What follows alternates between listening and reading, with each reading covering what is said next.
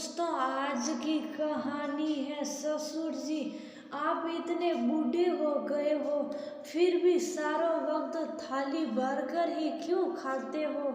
दोस्तों, कहानी शुरू करने से पहले अगर आपने हमारे चैनल को अभी तक सब्सक्राइब नहीं किया हो तो कर लीजिए, ताकि आपके पास पहुंचे हर नया वीडियो। बहू, गरम चाय मिलेगी क्या? जल्दी दे देती तो घूमने निकल जाता। सोती हुई रंजना के कान में अपने ससुर की आवाज पिघले शीशे की तरह पड़ी। वो बिस्तर में लेटी हुई कुनमुनाई और अपने पति आशीष के पास सरक आई है। पिताजी को भी नींद नहीं आती। सुबह फटते ही चाय की तलब लग जाती है, सोने भी नहीं देते। वह बोली, बना दो ना यार, एक कप चाय ही तो मांगते हैं वो। आशीष बोला और करवट लेकर सो गया। भुनभुनाती हुई रंजना उठी और गैस पर चाय चढ़ा दी। चाय पीकर बाबूजी घूमने चले गए थे, लेकिन आज उन्हें अपनी पत्नी श्यामा की बहुत याद आ रही थी, जो उन्हें बेड टीवी कभी बिना बिस्किट या रस के नहीं देती थी। खाली पियोगे तो तुम्हें अफारा हो जाएगा, वह मुस्कुरा देते। लेकिन अब खाली चाय मिल जाए यही काफी था उनके लिए। वह बोझ बनते जा रहे थे अपने बहू बेटे पर। ऐसा उन्हें खुद महसूस हो रहा था कि उनकी उपस्थिति इस घर में अवांछनीय बनती जा रही है। लौटते हुए वह ब्रेड ले आए थे, न्यूज़पेपर भी उनके हाथ में था और कुछ फल भी ले आए थे। आते ही सब कुछ रंजना को पकड़ा दिया था उन्होंने।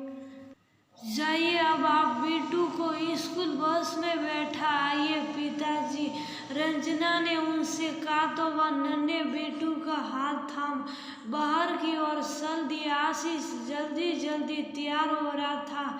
जैसे ही रंजना ने उसे चाय पकड़ाई, वह बोला, पिताजी के होने से कितना आराम रहता है। छोटे मोटे काम करते ही रहते हैं, खाक काम करते हैं। बुरा सा मुंह बनाकर रंजना बोली, ये बच्चे को बस में बैठा दिया, कुछ तनिक सा फल ला दिया तो बड़ा एहसान किया। कितने ही बूढ़े हो गए हो, खाना सारों वक्त थाली भरकर ही चाहिए। कैसे बोल रही हो रंजू, बेचारे हम पर बोझ नहीं, उनकी पेंशन आ रही है।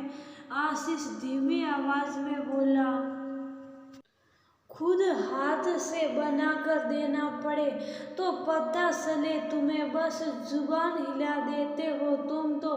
काम क्या होता है कुछ पता भी है? जब तुम्हारी जैसे कमेरी मेरी घरवाली है तो मुझे क्या जरूरत। वह हंसता हुआ नाश्ता कर तेजी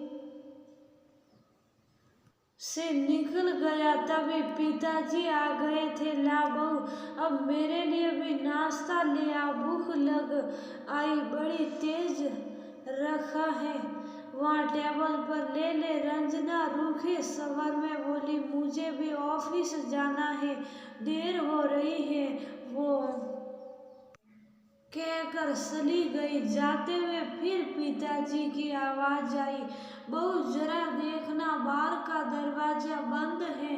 रंजना बड़बड़ाई, टोकेंगे जरूर। जाते हुए कितनी बार समझाना सहा कि जाते हुए आवाज न लगाया कर, पर मजाले की जो कानों पर जू रहेंगे किसी के। वह दरवाजा देखने गई तो बाहर देखा हल्की बूंदाबांदी शुरू हो गई थी। उसने सूखने के लिए फैले कपड़े भी हटा दिए। मन ही मन शुक्र अदा किया बाबूजी का न आती, इधर तो भीग जाते सारे कपड़े। काम और घर की जिम्मेदारी से चिड़चिड़ी हो गई थी रंजना। वैसे दिल की इतनी भी बुरी न थी। पिताजी का हर वक्त खाना मांगना, शाही दूध की डिमांड करना उसे खल जाता और वह अनाप शनाप बोल जाती। उस दिन घर में बच्चे के जन्मदिन की पार्टी थी। बाहर से cake, pizza, cold drinks, sweets आ गए थे और सबने वही खाया। बेचारे पिताजी बहू के गुस्से की वजह से कुछ बोल न सके और थोड़ा बहुत टूंग टांग कर सूप रह गए। अब एक समय नहीं खाऊंगा तो मर थोड़ी ही जाऊंगा। श्यामा भी तो कितने उपवास करती थी, आज मेरा भी हो जाएगा। रात को सब थके हुए थे, गहरी नींद सो गए, लेकिन बूढ़ी आत्मा भूख से बिलबिलाती रही। उन्हें खाली पेट शुगर और बीपी की दवाई लेना भारी पड़ गया। बहरहाल बहुत गैस बन गई और वो लगे दर्द से चिल्लाने। काफी देर में आशीष ने उनकी आवाज सुनी, दौड़ा आया, पिताजी को झट गाड़ी में डालकर हॉस्पिटल ले गया, लेकिन वह सबको छोड़कर जा चुके थे। शायद हार्ट अटैक ही था। रंजना, आशीष और बच्चे सकते में आ गए।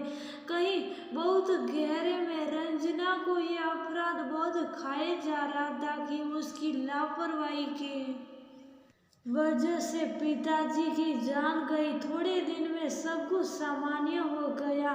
आशीष दफ्तर जाने लगा, बच्चे स्कूल, लेकिन रंजना आजकल इतनी व्यस्त हो गई कि ऑफिस से अभी भी छुट्टी ले रखी थी।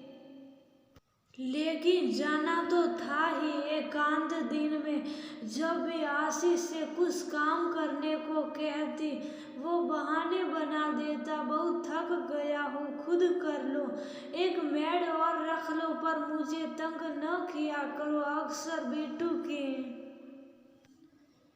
स्कूल बस छूट जाती तो कभी वह ऑफिस को लेट हो जाती। बॉस के ताने सुनने को मिलते। रंजना को दिन में तारे नजर आने लगे थे, जिन बाबूजी के काम को वो कम समझती रही थी, आज उसे उनकी वैल्यू समझ आ रही थी। वह छोटे छोटे काम कितने जरूरी थे और वह हंसते मुस्कुराते उन्हें कर दिया करते थे। बेसरों की एक चाय और खाना मुझे भारी लगता था। रंजना का मन गलानी से भर जाता। आज उसे समझ आ रहा था कि बुजुर्गों को क्यों वट वृक्ष कहा जाता है। उनके बिना पूरा घर सुना और उदास हो जाता है। उनके आशीर्वाद से कितनी बलाएं खुद टल जाती हैं। जहाँ तक बात आशीष की थी, वह अपने पिताजी से बिल्कुल उल्टा था।